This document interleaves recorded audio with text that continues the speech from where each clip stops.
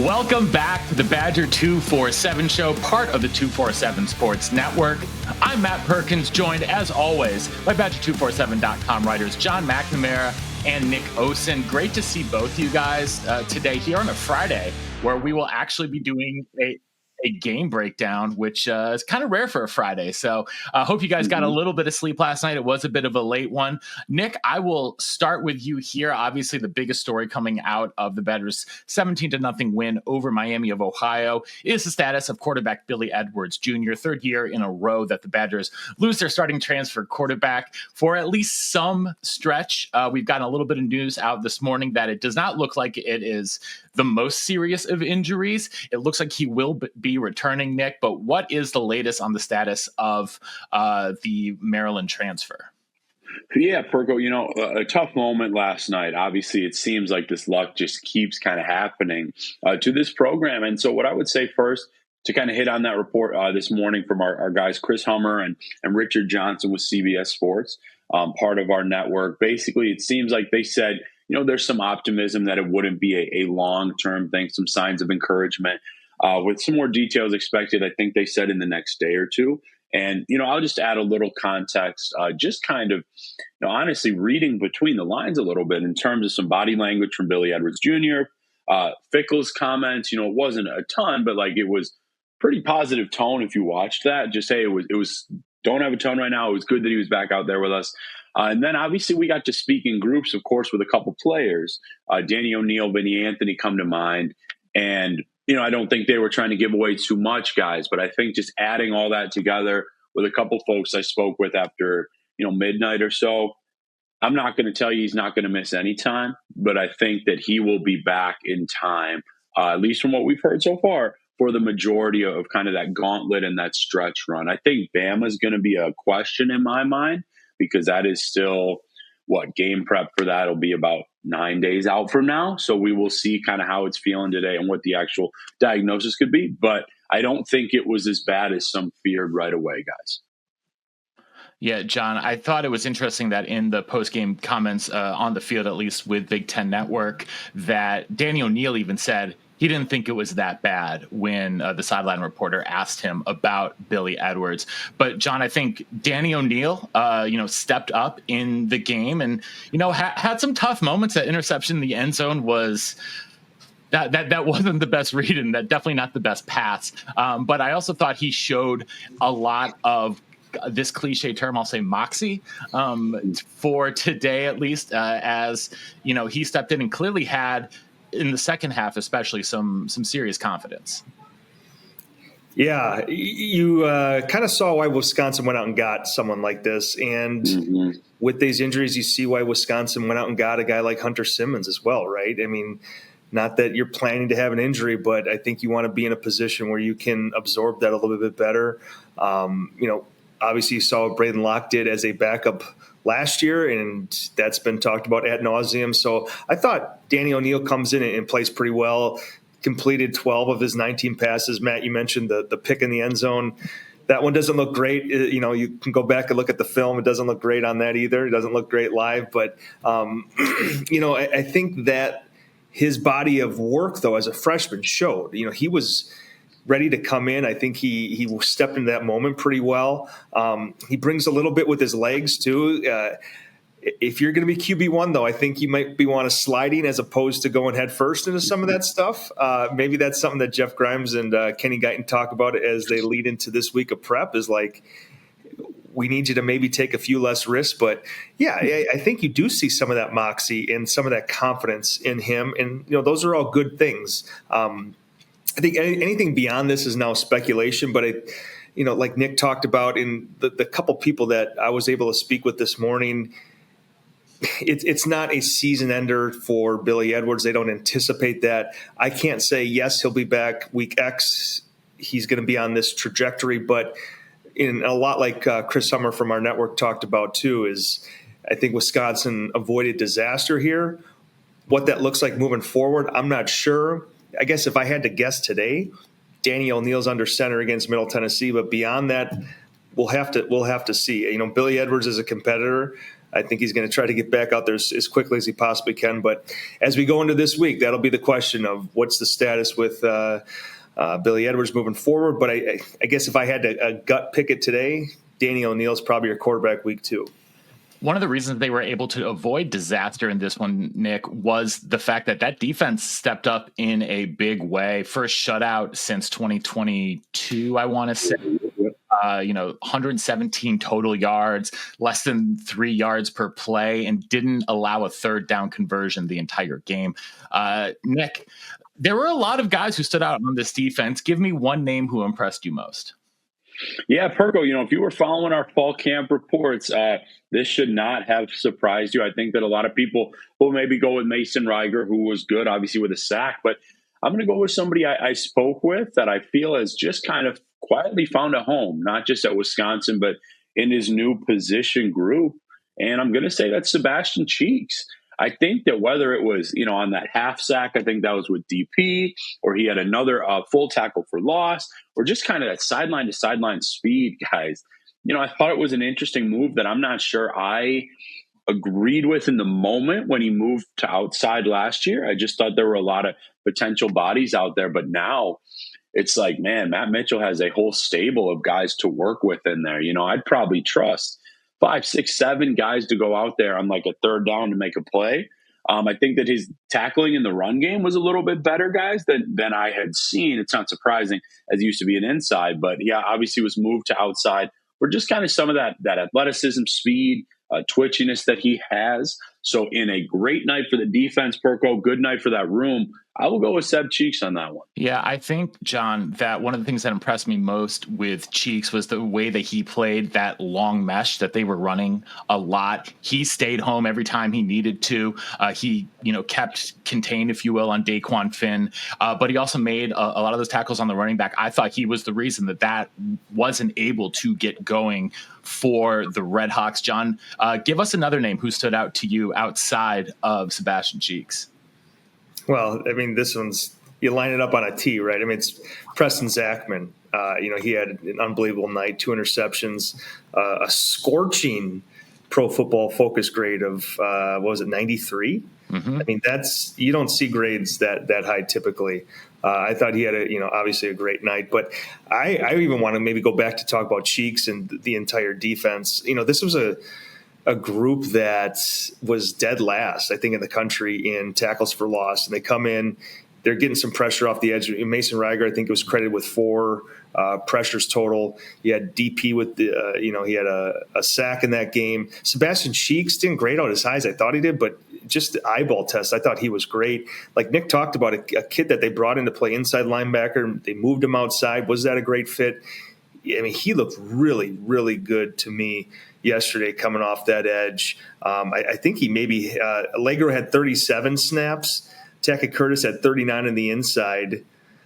This isn't great podcasting here. I wanted to find Cheeks, though. Yeah, Cheeks had 31 snaps. So I think that was the most of the outside linebackers. So I think Mike Tressel mentioned that he probably should have played more last year. I think we're going to see a lot of Sebastian Cheeks this year. And maybe one big takeaway, too, is that there was only 44 defensive snaps that they played. Doing these Pro Football Focus numbers last year, typically you're in the 70s. So, that's another credit to that defense too, is they were getting off the field.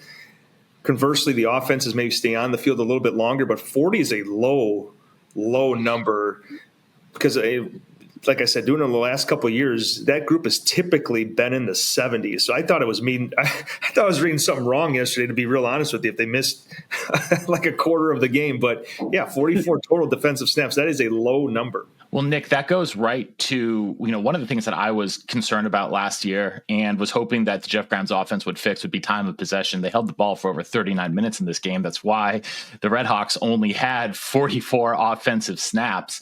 So, Nick, we'll flip over to the offense briefly here. And, we talked about Danny O'Neill, but, I thought that it was a good sign to see Grant Steck come up and have some really good reps there at tight end, especially with the injury to Tucker Ashcraft.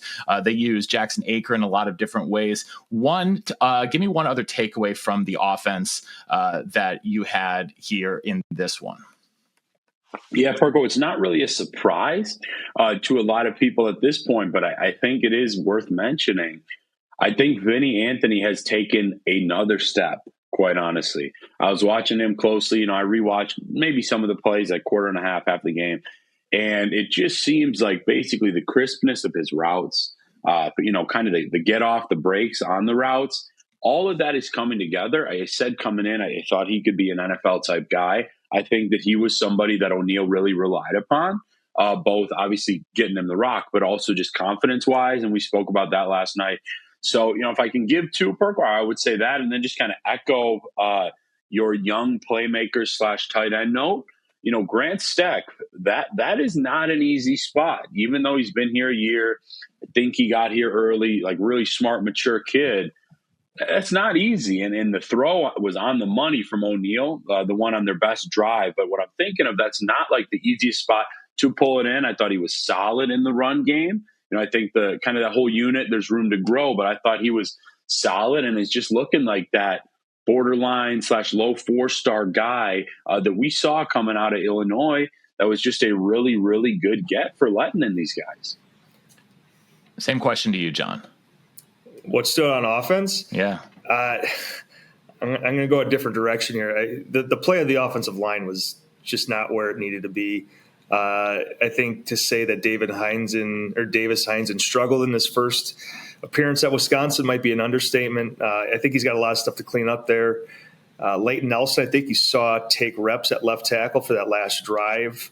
I'm curious to see what that looks like week 2. I mean, I think Heinzen is going to get the start at left tackle, but is this a 50-50 type thing as they look to see options beyond that? I just that was a glaring takeaway. As much as the defensive performance was a standout for me, the play of the offensive line specifically at left tackle was something that they're going to have to really dive into as they get into preparation for week 2. I would just think that a lot of options will be on the table there. I don't know what you can do once you're in game prep and you're going week to week, but I think they may want to take a little bit longer look at some options there. I'm not saying Davis Heinzen's done, he's buried, he's done, he had one bad game, whatever it might be, but I think that they're going to take a longer look at that left tackle position and maybe flesh out some options here moving forward. All right, so Nick's given us one reason for optimism. John's given us one reason for pessimism. So I'm going to flip the script on you guys. Nick, you're the most optimistic guy we know, but I got to ask you, what's one reason for pessimism after game 1 outside of the Edwards injury we've talked about and the issues on offensive line, which I'm with John. I thought that was the biggest red flag coming out of this one. All right, I'll get about as pessimistic as I will get on something like this. I think I was looking for maybe a little bit more, and again, very small sample size. So it's basically a pessimistic option with a positive twist. I was looking for a little bit more from Lance Mason. I thought that he got a couple opportunities. I know that there was one, I think it was a design screen where there was a lot of room, and it wasn't a perfect ball, but he should have come up with it. And there was a lot of green in front. So, whether that's just with him or the good plays from Stack, obviously it was a little bit weird too with the quarterback situation. So I would just say, maybe looking for him to get more involved.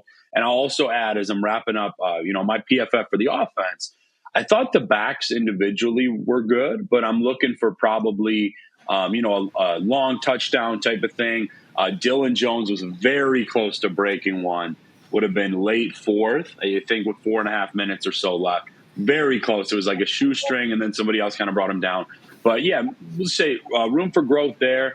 I think, John, I do think you said that about Heinzen well, though, because we're not – I mean, obviously I'm not, but you don't operate like, hot takes, this is done type of thing. There's definitely some room for growth there. I personally don't think it would be the smartest to just switch it right away like you alluded to, John, but especially I think against some of those speed rushers. Whether it's tweaking the technique or just having to add a chip or something like that, because I think you agreed with this. I don't remember. We had a discussion about it at camp. I still like Brunner on the inside because that's where his best is. Yeah, okay, so that was a back and forth. But if he needs to be moved out there, like as the best lineman, I understand it. So I would say we'll see how things look in week 2. I think the Badgers are obviously going to be a much heavier favorite even than week 1. Yeah, I mean, not to hammer that home a little bit more, but I thought that was the move that they should have made in the summer, right? When you knew about the injury move. I agree. And you've mentioned this, Nick, and I totally agree with you. I think Joe Brunner could be one of the best guards in the country, without a doubt. I think he's a future pro, and I think the question is probably, does he leave after this year or does he stay another year at Wisconsin? But I also think that on this roster right now, he also might be your best bet at left tackle. And I think you're deeper inside. If Kerry Kadanko can play left guard, that might be your way to get your best 5 on the field. And again, I want to hammer another point that you just said. This is not a hot take, got to do this, the sky is falling type show. It's never been that. But I just do think that you might need to look at your options a little bit more. Look, I think Davis Hines is your starting left tackle as you go into week 2. I think you're going to give him an opportunity to rebound. But then you look at, you got Alabama, and you have a lot that you have to be worried about there. Can you send a guy out there like you talked about to chip him? Can you work on some technique? You can do all those things, but I don't know that you're going to get significantly better at left tackle just coaching a guy up over the next couple days here. I'm not advocating for Wisconsin has to put Joe Brunner at left tackle week 2 of the season. I'm not saying that. I do believe, though, that your best left tackle on this roster right now, outside of Kevin Haywood, is likely to, in my opinion, Joe Brunner. I'm not going to disagree with you there. I also thought that there were times last night where Emerson Mandel looked like a freshman.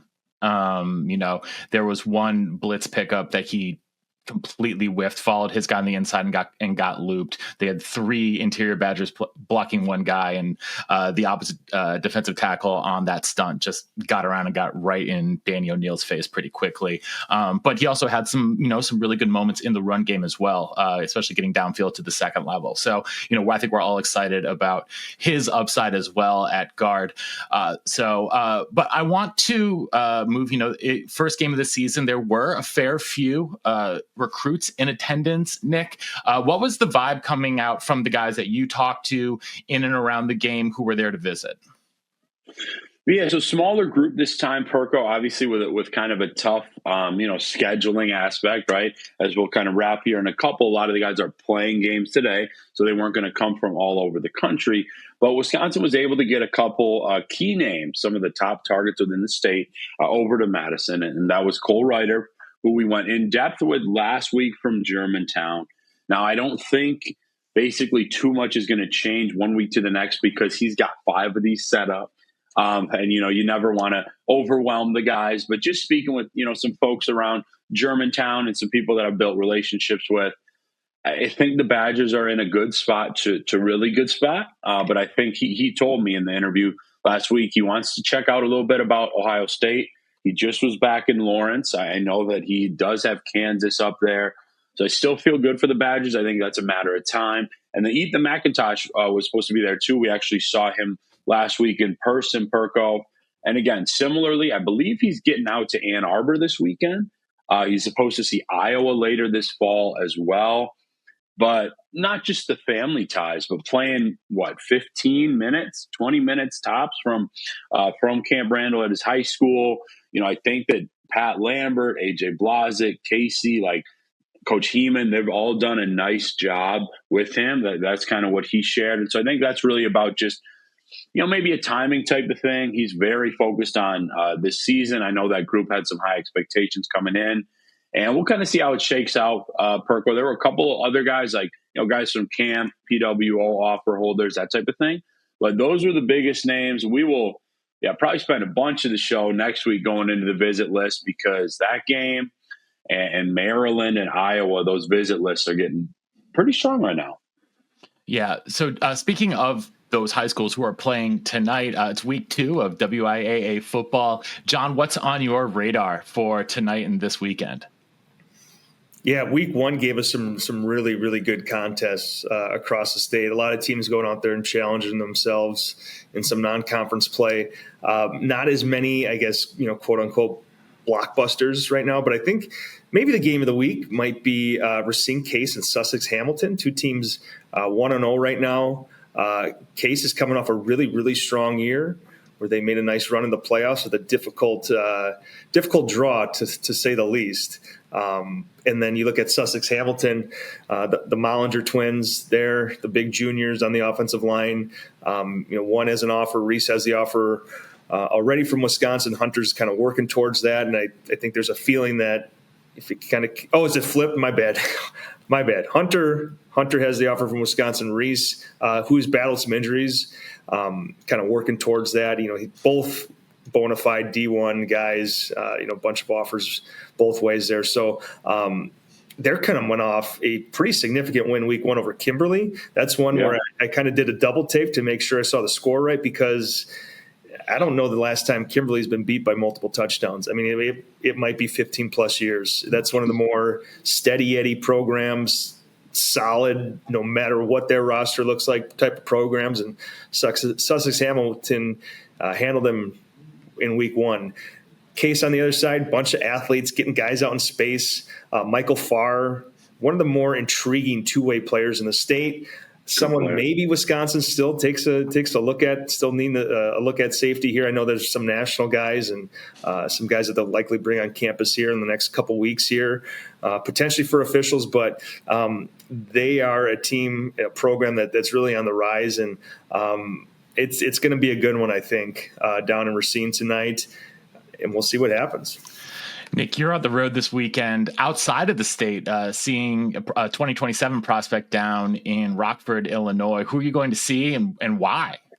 Yeah, I appreciate it, Perko. And I love kind of the back and forth, like I said last week with Mac. But, as I get out a little bit, Mac not only hits on the recruiting side in here, like the Mallingers, but also some of the game of the week stuff, man. I don't even always see that, Mac. So I appreciate that. They're doing a nice job at Case. As for me, Perko, so I'm my original hometown. I won't always claim it because I was very young, but where I'm from is Rockford. I've got family there, most of my family now at this point. So it's a pretty cool thing. Wisconsin is actually pretty in on outside linebacker / edge Keyshawn Taylor. We need to get him rated. I have told the network team about that. But to me, he projects between an 89 and a 91. So a high 3-star, low 4-star, starting to blow up a little bit. Wisconsin, Iowa early, picked up Indiana, Miami has come out to the Rockford area to offer him, just in the general sense. So he's an impressive player, actually the same high school guys as Messiah Tilson, who the Badgers were in deep with. Now, obviously, he's headed to Kentucky, I believe, after that kind of back and forth recruitment. So that should be good. They play at Belvedere North. And then, in the next couple weeks, I'll just tease it. I'm going to hold it until our show or the board, but a couple pretty big time trips coming up for our coverage too, guys. Well, if you want to stay in on all that information, make sure you are subscribed to Badger247.com for those message boards, which have been absolutely blowing up, pre-game, heading into the game and post-game. And, with high school football picking up, recruiting picking back up, it's the best place to be for all of the best information around in the known Badgerverse. Until next week, we'll be back again. Thank you, John. Thank you, Nick. And thanks for tuning into the Badger 247 show. And we'll see you on the boards.